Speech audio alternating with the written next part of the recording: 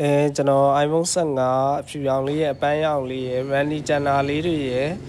ပုံမှန်ပေါက်ဈေးတဲ့ဈေးပို့ပြီးတက်တာတဲ့ကောင်လေးတွေကျွန်တော်ပြပေးမယ်ဒီကောင်လေးကတော့ iPhone 15original battery ကတော့83ကျန်ပါသေးတယ်ဒီကောင်လေးက CH8 dual SIM နဲ့ဖြစ်မယ်ပေါ့နော်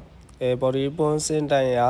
လေစာပါညာအကုန်လုံးကင်းတယ်နော်ဒီကောင်လေးဆိုလို့ရှိရင် Apple battery 3လကျန်ပါသေးတယ်အဖြူရောင်လေးဖြစ်ပါတယ်နောက်လုံးကတော့ကျွန်တော်အပန်းရောင်လေးပေါ့နော်အပန်းရောင်လေးကလည်း OC လေးဖြစ်ပါတယ် Overall man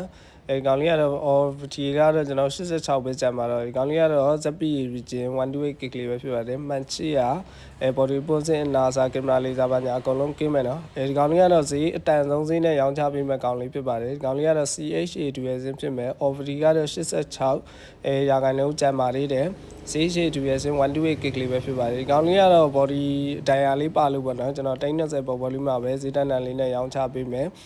iPhone 15လေးတွေတိုင်းနေတဲ့ညီကောင်မောင်နှမရှိလို့ရှိရင်ကျွန်တော်စီမှာ iPhone 15လေးတုံးလုံးရှိပါတယ်ကျေးဇူးပါ